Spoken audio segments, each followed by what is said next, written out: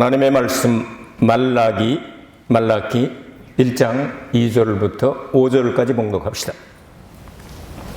시작. 여호와께서 가라사대 내가 너희를 사랑하였노라 하나 너희는 이르기를 주께서 어떻게 우리를 사랑하셨나이까 하는도다. 나 여호와가 말하노라. 에서는 야곱의 형이 아니냐. 그러나 내가 야곱을 사랑하였고 에서는 미워하였으며 그의 산들은 황무케 하였고 그의 산업을 광야의 실랑에게 붙였느니라. 에돔은 말하기를 우리가 무너뜨림을 당하였으나 황폐된 곳을 다시 쌓으리라 하거니와 나 만군의 여호와는 이르노라. 그들은 쌓을지라도 나는 헐리라. 사람들이 그들을 일컬어 악한 지경이라 할 것이요 여호와의 영영한 진노를 받은 백성이라 할 것이며 너희는 목도하고 이르기를 여호와께서는 이스라엘 지경 밖에서 크시다 하리라. 아멘. 사랑과 미움에 대한 이야기가 나오는데요. 여러분, 하나님께서 사랑받을 사람하고 미움받을 사람을 미리 다 만들어 가지고 이 세상에 내놓을까요? 아니면 그 어떤 조건입니까, 여러분? 여러분 하나님으로부터 사랑받는다고 생각하십니까? 아멘. 그럼 미움받고 싶습니까? 사랑받고 싶습니까? 사랑받고 싶죠? 그 비결을 오늘 말씀드리겠습니다. 그러니까 사람이 태어나기 전에 이 사람은 사랑받을 사람, 이 사람은 미움받을 사람, 어떻게 보면 그렇게 보이잖아요. 예서는 아무리 잘해도 자기가 모든 나라가 황폐되었는데 그걸 다시 건설하면 하나님께 또 까부시겠다는 거예요. 그래서 예서가 사는 나라는 악한 지경, 악한 나라고 저주받은 백성이다. 그러나 이스라엘은 지경 밖에서 크다 하리라. 예수께서 말씀하신 대로 예수 그리스도의 제자들에게 성령이 너희에게 임하신 권능을 받고 예루살렘과 온 유대와 사마리아와 땅 끝까지 이르러 내 증인이 되게 하리라. 그렇게 말씀하셨습니다. 되리라 이렇게 번역을 했는데 되게 하리라는 뜻입니다. 예수님께서 그렇게 되게 하신다는 내용입니다. 자, 이 내용과 연결이 되지 않겠습니까? 여러분께서는 사랑받고 싶다면 오늘 메시지에 귀를 기울여서 이렇게 하면 사랑받을 수 있다 하는 것을 같이 나눴으면 좋겠습니다. 먼저 야곱과 에서의 그 출생 전에 예정을 하신 그 방법을 여러분에게 말씀을 드리겠습니다. 수태고지라는 게 있죠. 네, 수태고지. 수태하는 것을 미리 알려준다 하는 뜻이죠. 구약 성경에 야곱도 그랬죠. 이삭도 그랬죠. 여러 사람이 그런 사람들이 있습니다. 그 다음에 신약 성경에 들어오면 세례 요한도 태어나기 전에 죽겠다고 말씀하셨고, 특별히 예수 그리스도가, 마리아가 예수 그리스도의 탄생을 받은 것을 수태고지라고 그래서 노래로도 되어 있죠. 누가복음 1장과 2장의 내용, 굉장히 중요한 내용이죠. 그러면, 자, 사랑받을 수도 있고, 미움받을 수도 있다고 한다면, 어떤 그 과정이 있을 거 아니냐, 이 말이죠. 하나님의 성령은 먼저 우리 속에 들어있는 모든 죄들을 다 들춰내시고, 수술하셔가지고, 막 약을 뿌리고 해서 치료해 나가십니다. 자기가 뭘 잘못했는지를 모르면, 병원에 가서 진단이 안 서면 처방을 할 수가 없잖아요. 처방을 받아야 약을 먹고, 약을 먹어야 낫고, 그러잖아요. 그 방법을 성령께서 하시게 되는데, 이 에서의 자손들이 뭘 잘못했느냐, 이걸 알지 못하고, 자기의 의의를 가지고, 태어날 때 자기는 옷 입고 나왔잖아요. 그래서 털이 아주 긴 거를 가지고 나와서, 이놈은 아주 태어날 때부터 옷을 입고 왔으니까, 옷이 필요 없다는 거예요. 그러나 성경은 역사 가운데 옷 사건으로 시작해서 옷 사건으로 끝납니다. 요한계시록 19장에 보면 완성된 교회, 예수 그리스도의 신부들은 세마포 흰 옷을 입고 예수님과 혼잔치에 들어가서 잔치를 하는 것으로 마지막으로 끝나게 되지 않습니까? 이거를 알지 못하고 에서의 자손들은 옷이 필요 없다는 거예요.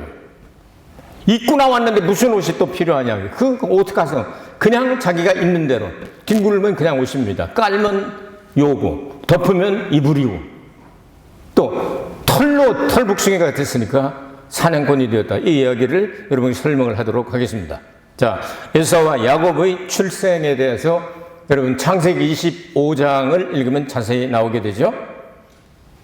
이삭과 리브가가 결혼하고 20년 동안 불임증에 걸려서 아기를 못 낳습니다. 그래서 20년 동안 이삭이 아내를 위하여 기도합니다. 하나님, 자식을 주시옵소서.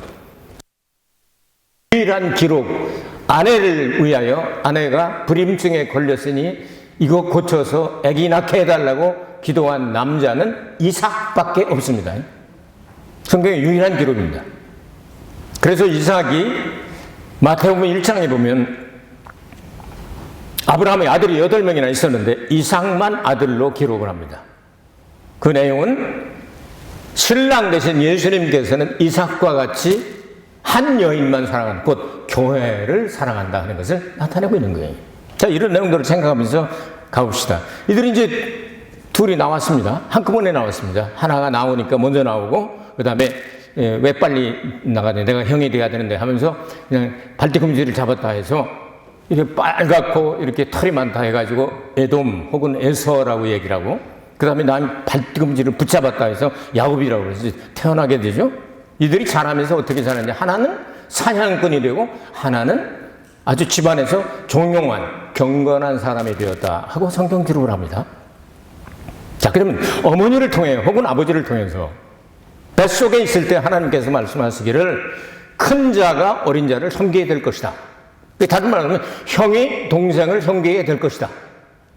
이 내용은 육신적으로 생각하면 에서가 작고 그 다음에 야곱이 동생이지만 더 번성하게 돼서 섬기는 그런 것이 육적으로는 그렇게 해석할 수 있습니다. 영적은 이제 반대가 됩니다만.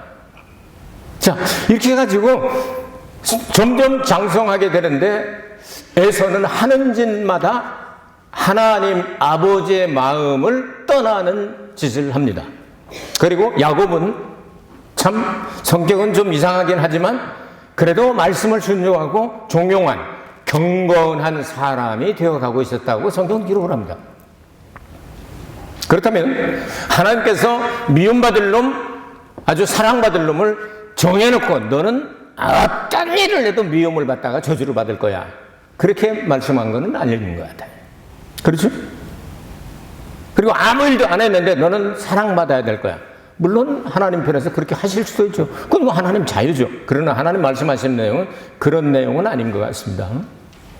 이스라엘 백성들이 그렇게 해서 야곱의 자손으로 사랑을 받았음에도 불구하고 배은망덕하게 아주 그 우상 숭배를 하니까 하나님께서 너무 속상해가지고 이들을 버리시고 이방인들의 시대로 가게 되는데 예수 그리스도를 통해서 이 모든 사람들을 다 고쳐서 이스라엘 밖에서 크다고 하리라. 그래서 이 말라기의 끝장에 보면, 4장에 보면 예수님이 의의 태양으로 오시게 된다.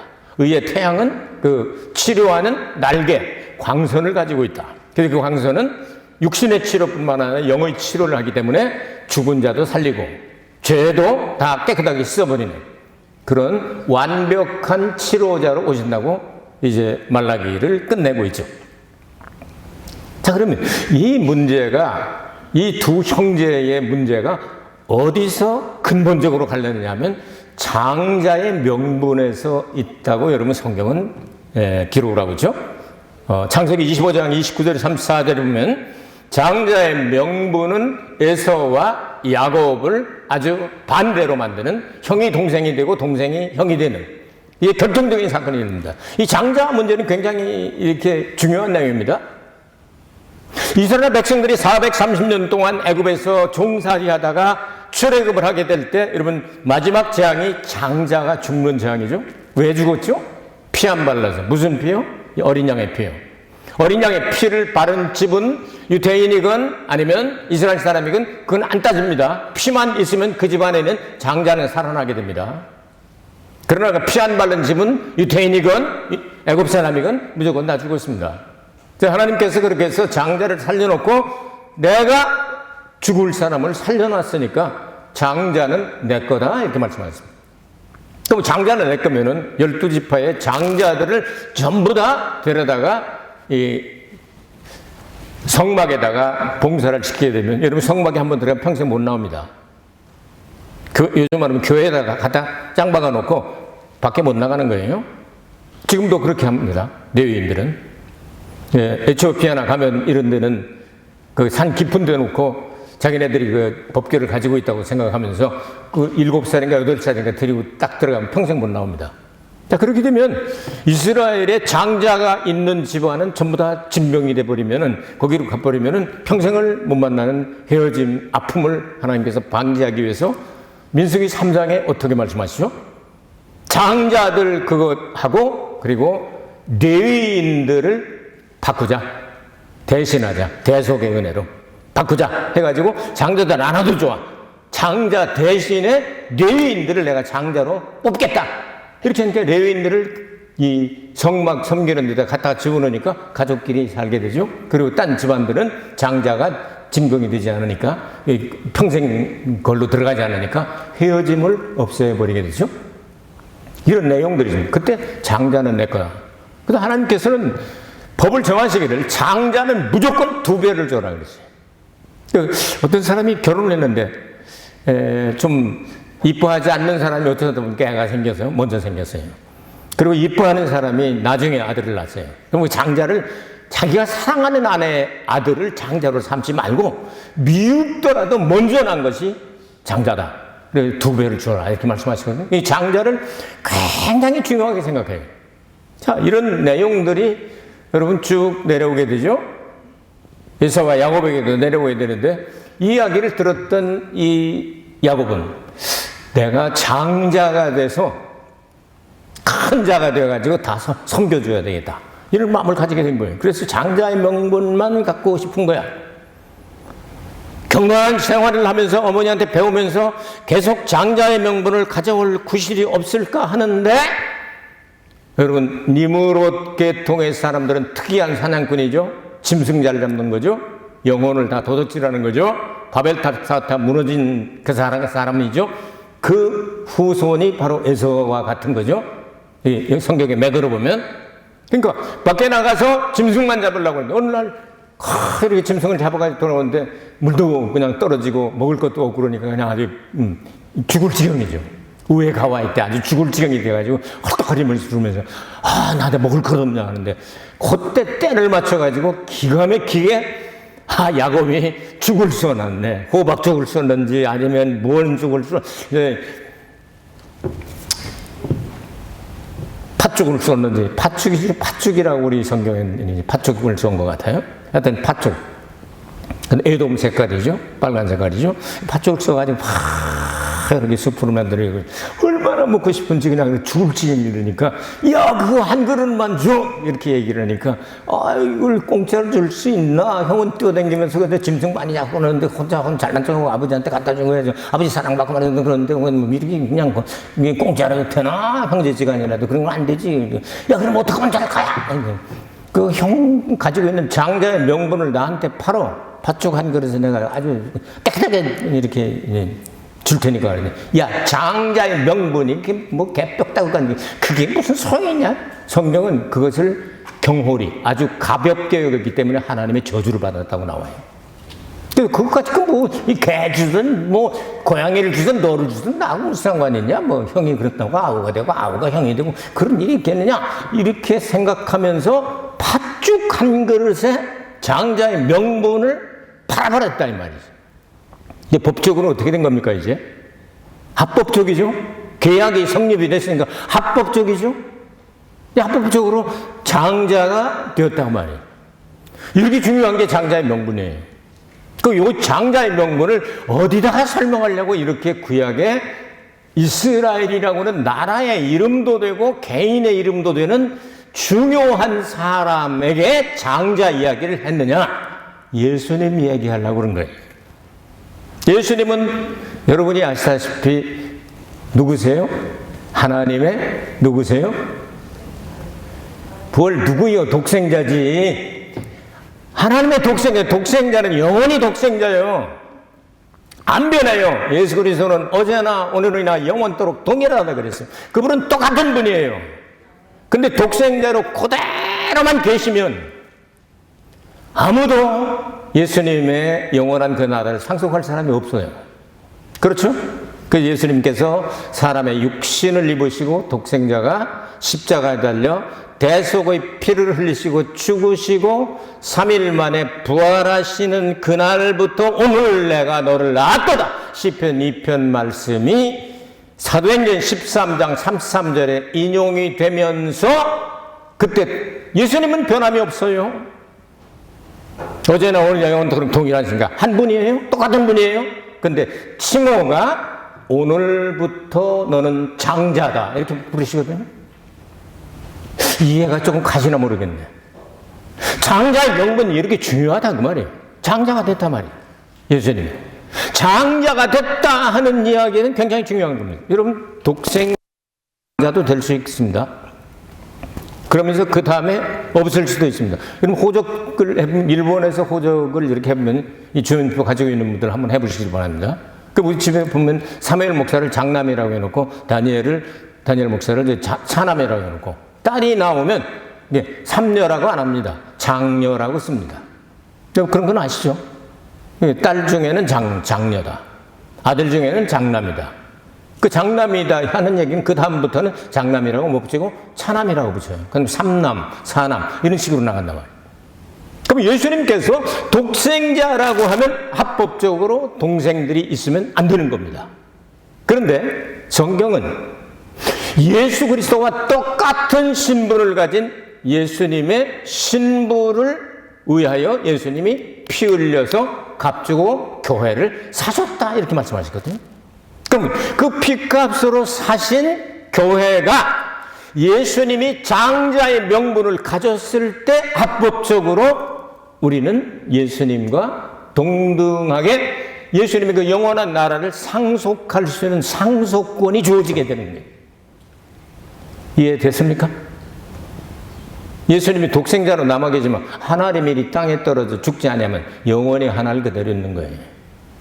죽으면 많은 열매를 맺느니라. 예수님 죽으시고 부활하셨기 때문에 많은 열매. 우리들을 그래서 성경은 하나님의 아들들이다 이렇게 부른다고 말이에요. 아셨습니까? 아들들이 예수 그리스도의 신부로 영원한 거예요. 이거는 영원한 거. 이걸 위해서 예수님께서 이 장자의 명분에 대한 것을 에서와 야곱을 통해 지금 설명을 하고 계신 거예요. 그래서 우리는 합법적으로 이제는 맏아들 혹은 장자, 성경에 맏아들이라는 말씀이 나오죠. 예수님 재림하실 때는 그래서 독생자라는 칭호가 아니고 히브리서 1장에 보면 맏아들로 오신다. 요한계시록 1장에도 맏아들로 오신다. 다 맏아들이에요. 로마서 8장 29절에도 맏아들, 계속 맏아들이라. 그건 독생자가 아니라 맏아들이란 이름으로 오신다고 말이지.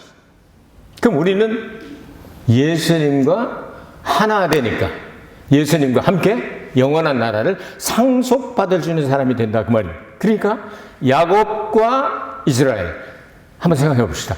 야곱이 이름이 이스라엘이라고 언제 변화됐죠? 야복강변 분이엘에서 변화됐죠? 이스라엘이란 말이 무슨 말이죠? 하나님과 겨루어 싸워서 이겼다.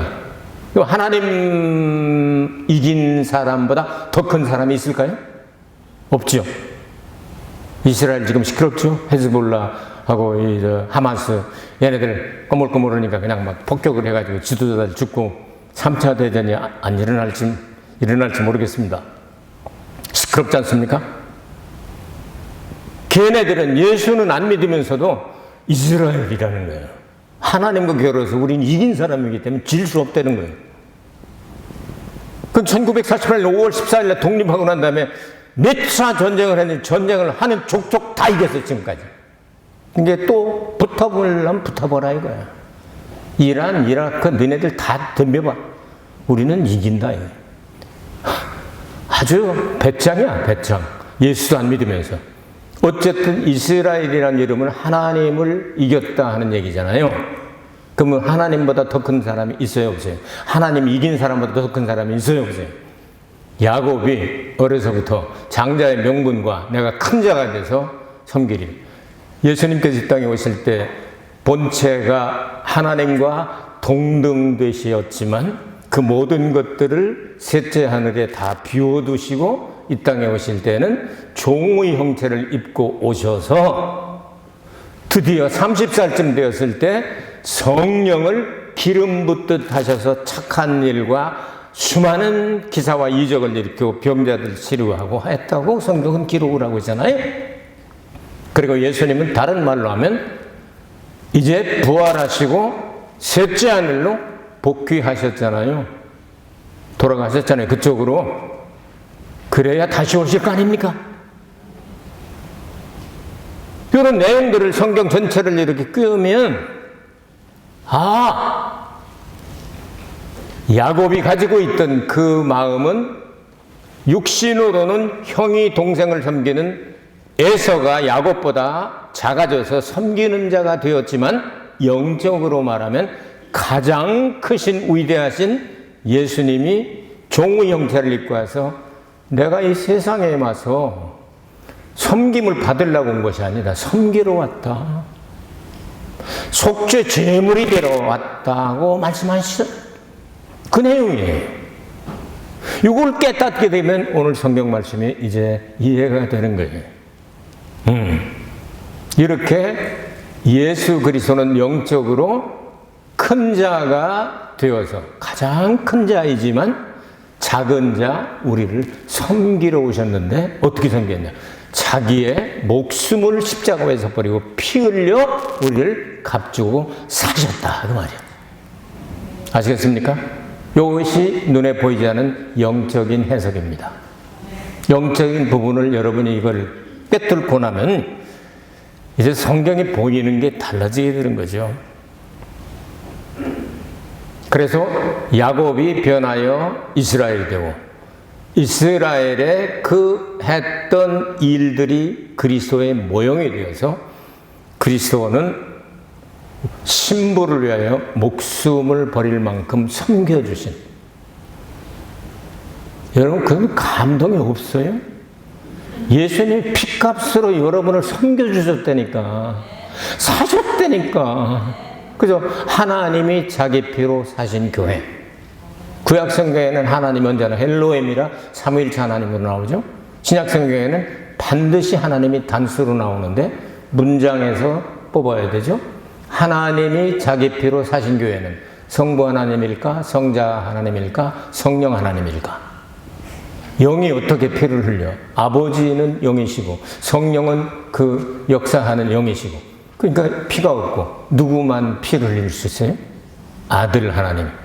그러니까 하나님이 자기 피로 사신 교회, 사도행전 20장 28절에 말씀한 하나님이 자기 피로 사신 교회, 그쪽 하나님은 성자 하나님이다 그 말이에요.